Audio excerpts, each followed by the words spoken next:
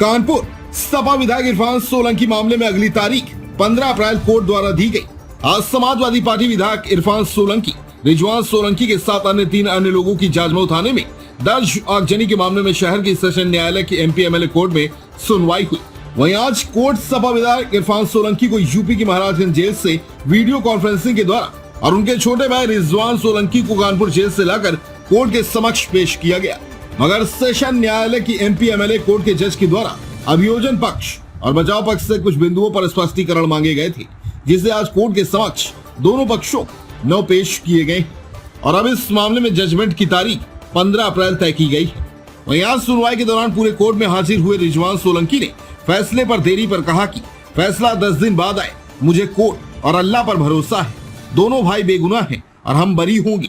वहीं अभियोजन पक्ष की अधिवक्ता प्राची श्रीवास्तव ने बताया कि जिस प्लांट पर समाजवादी पार्टी विधायक इरफान सोलंकी पर आगजनिक मामला दर्ज हुआ है, वह प्लांट आज भी केडीए के भूलेख में नजीर फातिमा के नाम दर्ज है। जिस मामले में नजीर फातिमा के द्वारा माननीय न्यायालय में एक वाद पहले से दाखिल है जो विचाराधीन है। आठिया न्यूज 24 के लिए तौसीफ अहमद की रिपोर्ट।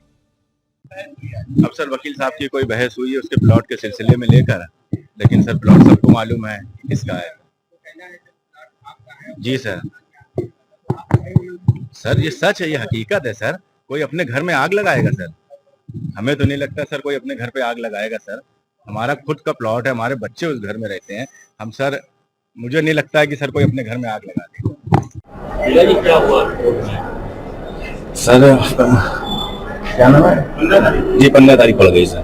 क्या लगता है ये इरफान जी बोल रहे थे कि सर इरफान भाई भी इंसान है और हम सब इंसान है, आप भी इंसान है, तो इंसान को इंसान है सर हम लोग।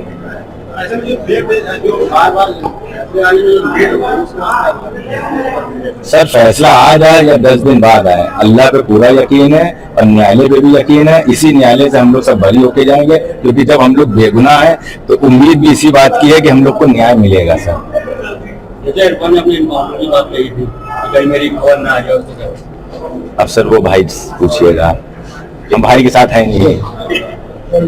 आज की तारीख थी इरफान तो इसमें आज बहस हुई थी, क्या हुआ? माननीय न्यायालय के द्वारा आज पुनर्बहस सुनी गई है, जिसमें नकवी साहब के द्वारा पुनर्बहस करी गई और उसके जो की बहस आई उसको हमारी तरफ से जवाब दिया गया है। बाकी अभी तारीख जजमेंट के लिए 2 बजे के बाद उसमें फिक्स कर जाएगी, तब तारीख इरफान रिजवान के वकील का साफ कहना है कि वो उनकी जमीन ही नहीं, उनका प्लाट भी नहीं है, तो उनका कोई केस ही नहीं बनता है। अब ये उनके अधिवक्ता के द्वारा कहा गया तो इसके लिए मैं क्या कह सकती हूँ, लेकिन जहाँ तक बात हमारे मुकदमे की है तो ये कोई सिविल का मुकदमा नहीं चल रहा है, जहाँ पे हमें इस चीज को प्रूव करना है कि ऑनर कौन है उस मालिक जमीन का। यहाँ पे जो मुकदमा चल रहा है वो इस बात का चल रहा है कि क्या इरफान और रिजवान सोलंकी ने जिस जगह पर आदमी रह रही थी उस जगह पे आग लगाई है कि नहीं लगाई है, और इस चीज को हमारे द्वारा बखूबी साबित किया गया। और जहाँ तक ये कहना है कि उनका प्लॉट है हमारा नहीं है, तो सन 86 में नजीर फातिमा के हस्बैंड को केडीए के द्वारा इस प्लॉट को अलॉट किया गया था, और फिर उसके बाद में क्या हुआ कि नजीर फातिमा के उस प्लॉट को जो अलॉटमेंट हुआ था उसको कैंसिल किए बिना इस प्लॉट की रजिस्ट्री अन्य लोगों को कर दी गई है, और उसके अन्य लोगों के जो करी गई है उन्हीं वो इरफान सोलंकी, रिजवान सोलंकी खास लोग थे, उन्हीं से रिजवान सोलंकी ने 2022 में उस प्लॉट की रजिस्ट्री करवा ली है। इस संबंध में सिविल जज सीनियर डिवीजन के यहाँ मुकदमा विचाराधीन चल रहा है, जिसमें रिजवान सोलंकी आज तक हाजिर नहीं हुए हैं। तो अगर उसकी मालिकियत की बात करें तो सिविल का मैटर है, सिविल कोर्ट डिसाइड करेगी। वैसे भी एक एडवोकेट सईद नकवी का कहना है कि कोई भी अगर मान लेते आप जैसे कह रही है कि वो उनकी जमीन नहीं है, तो लेकिन कोई भी अपने घर के बराबर में आग नहीं लगाएगा, क्योंकि उसकी लगता है उसके घर तक पहुँचने का अंदेशा रहता है। नकवी साहब ने एक बात और भी कही थी, उन्होंने ये कहा था कि जो बड़े बिल्डर्स होते हैं वो जो क्रीम जमीन होती है उनको औने पौने दामों में खरीद लेते हैं और खरीदने के बाद में उस जमीन पे आग लगवा देते हैं, और जब आग लग जाती है तो वहां पे सबको जल के राख हो जाता है। उसके बाद वो एक किसी न किसी मिनिस्टर के साथ मिलके जिसकी जमीन पे आग लगी होती है उसको थोड़ा बहुत मुआवजा देते हैं, और नहीं भी देते कहते अच्छा कागज लेके आना तो हम बताएंगे तुम्हें। ना वो कागज दे पाता क्योंकि सब कुछ उसका जल चुका होता है, और जमीन पे वो बिल्डर कब्जा करके बड़ी बड़ी बिल्डिंगें बना लेता है। तो नजीर फातिमा की जो जमीन है उसपे भी यही स्थिति है। जिस जगह पे आग लगी है ये बात सही है कि रिजवान सोलंकी के ठीक बगल में है, लेकिन उसमें रिजवान सोलंकी के छत और दीवारों को आग ने नहीं छुआ है। क्या लगता है फैसले में देरी क्यों हो रही है? देखिए, ये तो न्यायालय का अपना आउटलुक है, लेकिन जहां तक मुझे लग रहा है तो 21 गवाह, 18 प्रोसिक्यूशन के, 3 डिफेंस के गवाह गुजरे हैं, उनकी जिरह हुई है। एक गवाहों की 30-30, 35-35 पन्नों की जिरह है। सभी की जिरह लिखना, उसके बाद कोर्ट को अपना वर्जन देना, और जो है वो बहुत बड़ा मैटर होता है। तो हो सकता है इसी वजह से देर हो रही हो, बाकी तो न्यायालय ही बता सकती है कि देर कर रहे हैं। Thank you.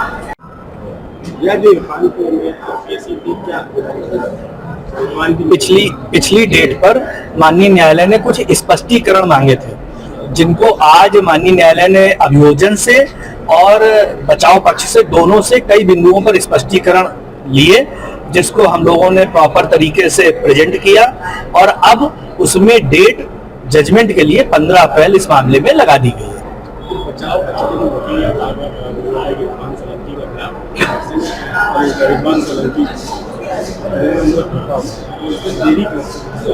नहीं, ये देरी नहीं है, चूंकि कई बिंदु हैं और ये मामला इतना गंभीर है, और निर्दोष या दोषी इसको साबित करने के लिए माननीय न्यायालय को कई बार ऐसा होता है कि कई तथ्यों को, बहुत सी छोटी छोटी चीजों को देखना पड़ता है, तो उसके लिए समय लग जाता है। ये कोई बड़ी अपवादित स्थिति नहीं है, मेरे अनुसार ये बहुत सामान्य सी स्थिति है।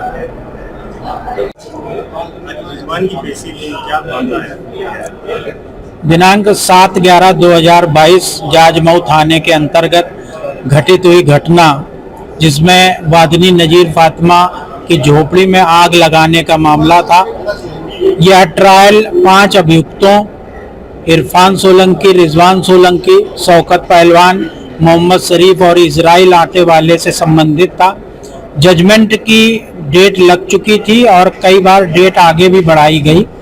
न्यायालय को कुछ बिंदुओं पर बचाव पक्ष के अधिवक्ता से क्लैरिफिकेशन करना था जजमेंट से पूर्व, तो आज की तिथि उसी लिए नियत थी। न्यायालय ने कुछ बिंदुओं पर बचाव पक्ष से क्लैरिफिकेशन लिया, उस विषय को समझा, अभियोजन के द्वारा उसका जवाब दिया गया, और जजमेंट पर 15/4 की डेट तय कर दी गई।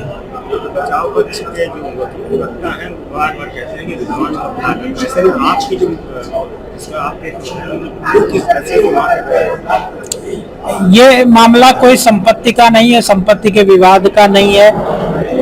जिले में कई बार ऐसा आया है कि वादिनी जहाँ निवास कर रही थी उनके बगल में जो है अभियुक्त गण का जो है मकान बना हुआ है, ये कई बार आया है। जिले और चीफ से ये साबित है कि वो वहां पर निवास कर रही थी, और संपत्ति किसकी है इसका विषय ये सेशन ट्रायल में नहीं है। इस न्यायालय को संपत्ति किसकी है इसको डिसाइड नहीं करना।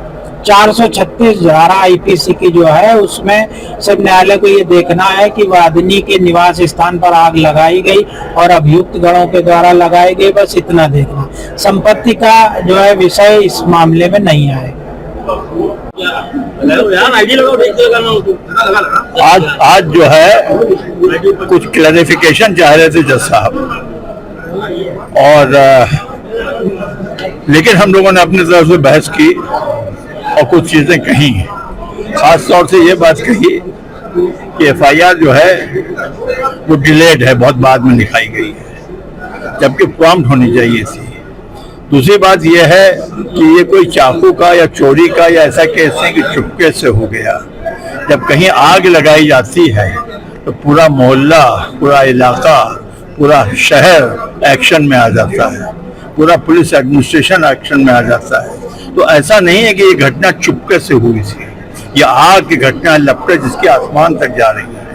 दुनिया देख रही, थाने ने अपने थाने से बैठकर देखा होगा, एसपी ने अपने दफ्तर से देखा होगा कि आग लगी हुई है। तो इसमें तो पुलिस एक्शन में आ गई, तब फिर 2 रोज के बाद की एफआईआर हो रही है। इसमें क्यों नाम आ रहे हैं हम लोग के, और वो भी नामजद सबके खिलाफ नहीं है, ऐसे ही है बस। उसमें नामजद नहीं है एफआईआर में, कोई किसी का नाम नहीं लिया है, बस ऐसे अंदाजा किया है।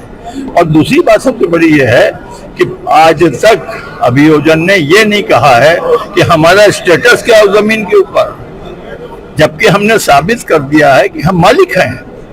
क्यों शर्मा रहे हैं ये कहने में? क्योंकि इसलिए शर्मा रहे हैं कि ये कहेंगे कि अपनी इनकी जमीन है, अपनी जमीन में कैसे आग लगा लेंगे ये। अपने जमीन में बने हुई किसी चीज को कैसे बर्बाद कर देंगे। और ये भी प्रोसिक्यूशन ने आज तक नहीं बताया कि नजीर फातिमा जो मुद्दइया हैं, इनका स्टेटस क्या है वहां पे, ये किस हैसियत से वहां पे हैं। अलॉटी हैं, अनऑथराइज्ड ऑक्यूपेंट हैं, जबरदस्ती कब्जा करे हुए हैं, लाइसेंसी हैं, नगर पालिका ने इनको अलॉट किया है, इन्होंने खरीदा है, कहीं कुछ नहीं है। बल्कि उल्टा इनके कागजात साबित ये कर रहे हैं कि ये यहाँ थी ही नहीं, ये अशरफाबाद में रहती थी। ये जबरदस्ती प्लांट किया गया है एक औरत को लाकर हम लोगों को फंसाने के लिए हो रहा है। और आज दोनों फैसला है तो तारीख पड़ी है या जजमेंट तैयार? अभी पता नहीं, मुझे मैंने देखा नहीं कि क्या हुआ। लंच के बाद लंच के बाद लंच के बाद डेट देंगे वो। लंच के बाद तारीख नियत करेंगे कौन से पीछे जो है कई बार होती है तारीखें। अब ये तो अदालत का मामला, तो हम लोग क्या बोलेंगे, ये तो अदालत का मामला। इस मामले में ऐसा क्या कोई कर सकता है। बहुत सी जरूरत है, उनको बीचों जजमेंट करना है, ऐसा थोड़ा कि एक ही जजमेंट करना है। ठीक। देश प्रदेश की हर छोटी बड़ी खबर के लिए सब्सक्राइब करें हमारा चैनल RTI News 24 और बेल आइकन दबाना ना भूलें, जिससे हर खबर आप तक पहुंचा सके हम सबसे पहले।